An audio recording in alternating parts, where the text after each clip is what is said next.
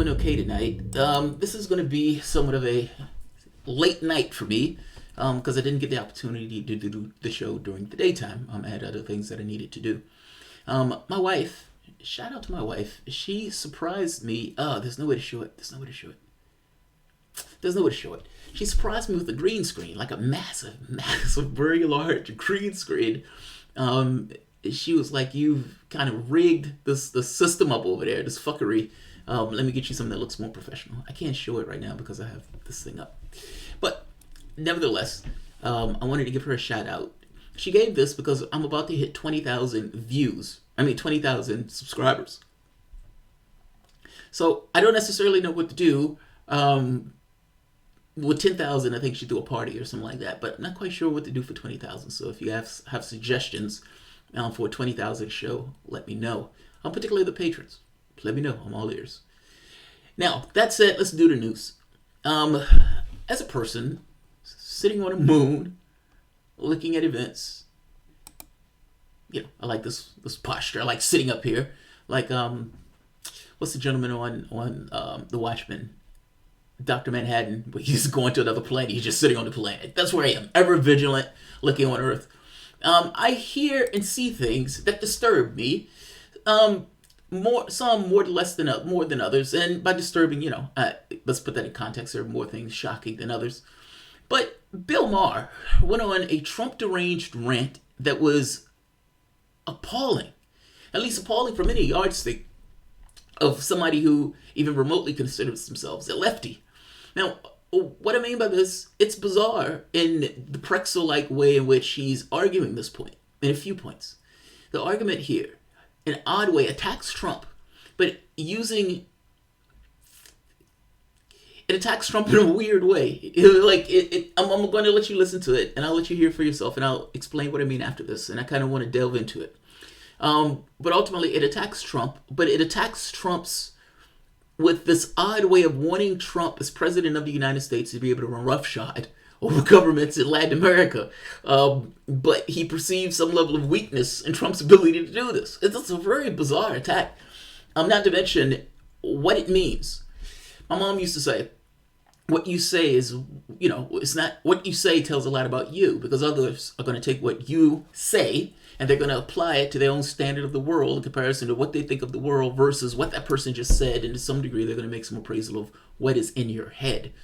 This gives us an appraisal of what is in Bill Maher's head. And this is somewhat of a disturbing, either lack of knowledge for historical context, or so wrapped up into the hating Trump that he has allowed himself to warp himself into this odd speech that any neocon would have been proud of. They would have been chested like, yes, take that country down, America. Fuck yeah. So let's listen to Maher. This was an amazing diatribe. He's talking to Ann Coulter here. Ann Coulter seems to bring the best out of him. Because they're backing the dictator. I'm not going to say it.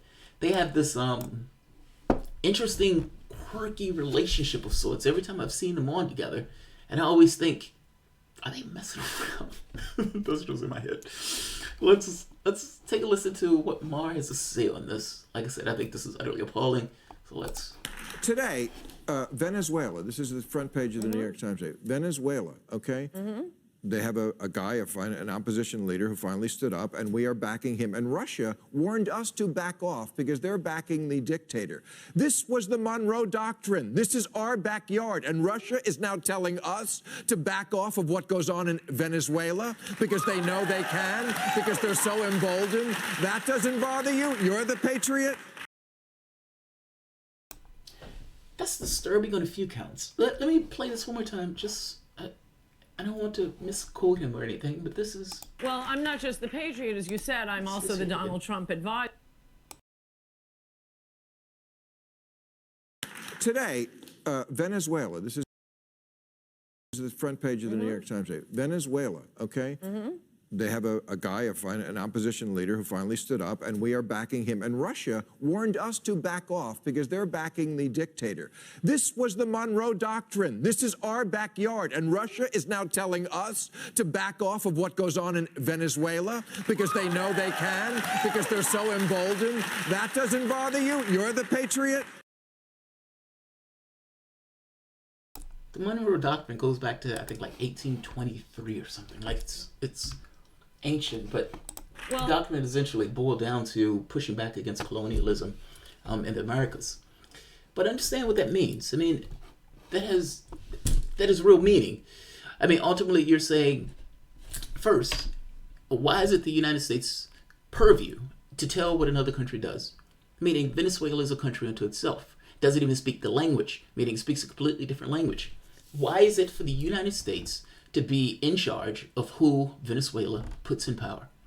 That's the first question. The United States has been using sanctions in order to undermine that government.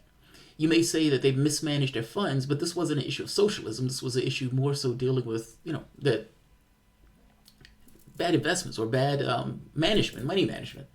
But let's be very clear and let's be very honest. The sanctions that we've been using have been done to cripple that society and prevent that society from ever being able to recover.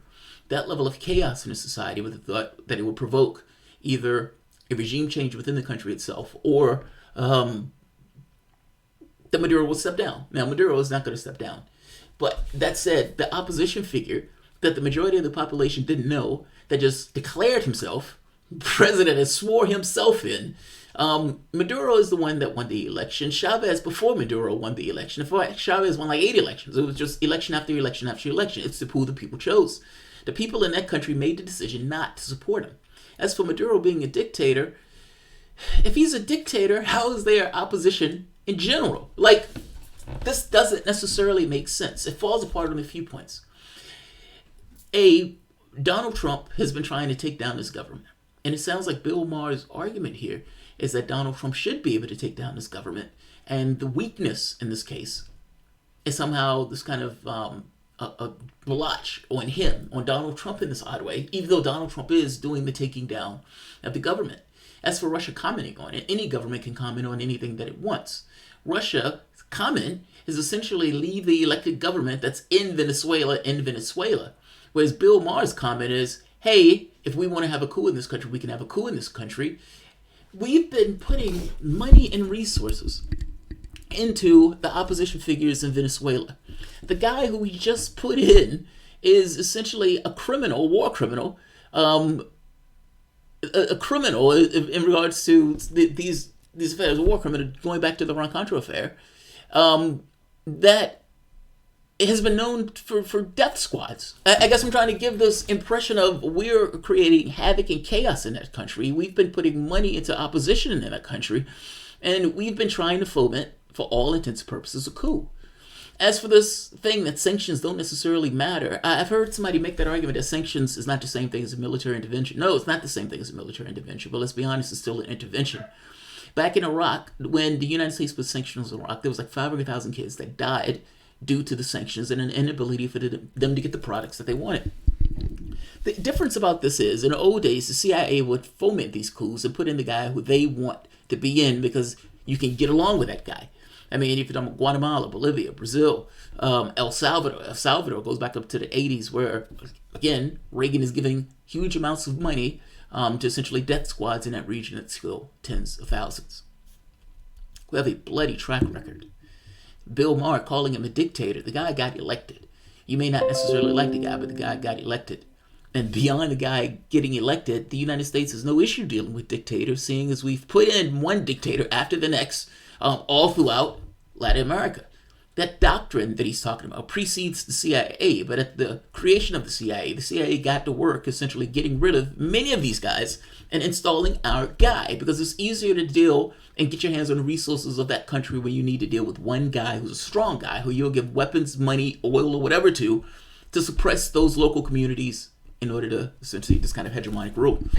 I guess this is somewhat of a bizarre statement.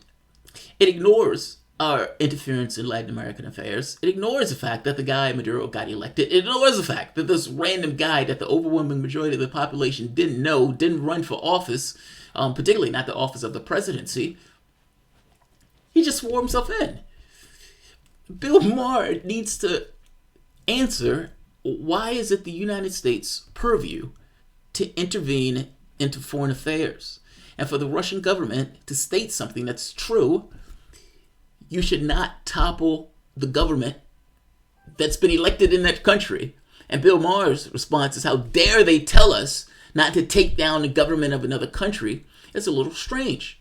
And seeing as it is at this point out, there's been no secret about the money that we've been dumping and the resources we've been dumping into the Venezuelan opposition. This is a person who has screamed at the top of his lungs about Russia and Trump interference in the election that got Hillary Clinton to lose the election, at least in his head. Russia essentially cheated America, or cheated democracy itself, while simultaneously making this point that it is perfectly okay to intervene in other people's affairs. How dare you intervene in our affairs by putting Facebook and Twitter ads? But yes, it is perfectly okay for us to dump tons of money into the opposition leaders in another country. Bill Maher's a goddamn joke. I mean, come on. Like, well, I'm not just the Patriot. And this is such a neo-composition. But I don't think he looks at it that way. But I don't think he sees it. I think in his mind, yes, Trump might have cheated Clinton, but somehow is fundamentally different of us intervening into affairs of other nations. It's insane. Let me see, somebody, Joel Sauce, Jamarl, are you on a wired or wireless link to your router? You're talking about network issues and I want to help, but buying a new computer is the last step. Joel Sauce, I've already bought the new computer. The network has been stable since I've gotten a new computer. The issue seemed to be more associated with the computer than it did to be with the Wi-Fi. Once I've changed out the computer, the Wi-Fi's been rock solid. It's been green the entire time. So it's cool. But thank you, dude. I appreciate wanting to help. Tim Taylor, I used to like him. He's gone off the deep end. He has gone off the deep end. The fundamental thing that I miss is, why is it the United States' responsibility or even moral right? Like, what is it? What is the cosmic divinity that is bestowed upon the United States the right to tell another nation who it should have and what governmental structure it should have? It is for the people of Venezuela to determine what the government of Venezuela is. It is not true that it's a dictatorship. And the fact of the matter is, if the United States was in a war right now, I guarantee you that your political rights will be curtailed. Like, people forget this fact that Venezuela is under attack. It's under hostile attack by the various countries that are around it, in addition to a major superpower, the United States. What do governments do when those governments are under attack? What does the British government do? Did it do when it was under attack in the standpoint of Nazis and whatnot? And even in the United States, what did we do in World War I when we had the Sedition Act and all of these things that shut people up that had a position that was anti-war? Hell, for that matter, even not going from the legal standpoint, what took place in Iraq War? The voices that were against the war were pushed off the lines and marginalized. And even right now, look at what takes place from the standpoint of calling people Russian smears. People coming out saying, that this Venezuela stuff is nonsense. And even if you disagree with the way the government is organized, I would argue that most of what people talk about being the government organized is just, the narrative, not necessarily the reality. What business is it of yours? I mean, for fuck's sake, the government was shut down for the past part of a month. And it was shut down because there was such political theater involved that they were pretending as if there were border issues. There was no border issue. He just wanted to get that border built because of his campaign pledge. But he was willing to let nearly 1 million people suffer. I mean, what does your life look like if you don't get a paycheck? Let's be honest. The overwhelming majority of the population, what does it look like if you don't get a paycheck? And they're being pretty cavalier about these people not getting paychecks for 2 months, 2 weeks. I mean, for back to back, and for, if you're talking about getting paid every 2 weeks. All I'm saying is this: the idea that it is our right, or even a justification, or that the argument needs to be fought on this premise of should we do it or not, it's not in our business to do in the first place. I mean, come on, this is utter nonsense. But that's the argument. Now, you can make an argument to me on why you should invade Venezuela and create a coup, but let's be very clear that that's exactly what's taking place. And let's get rid of this narrative nonsense that this was some dictator and so forth. They want to put their guy in so they can get their hand on the supplies of Venezuela. Venezuela is a rich country in nutrient in oil and other minerals, apparently. And we want to get our hands on it. That's it. There's an issue of geopolitical influence and so forth, but a lot of this has to do with they have resources that we want to get our hands on, and that government doesn't play ball with us. It is not a socialist government, regardless of what you've been told. They may have social programs, but they didn't go through a revolution like Cuba went through a revolution. No, for the most part, they still have private enterprise in Venezuela. And if you want to believe that it's an authoritarian government, that opposition is crushed and everything else, then why do they have opposition parties? I mean, come on, let's be honest.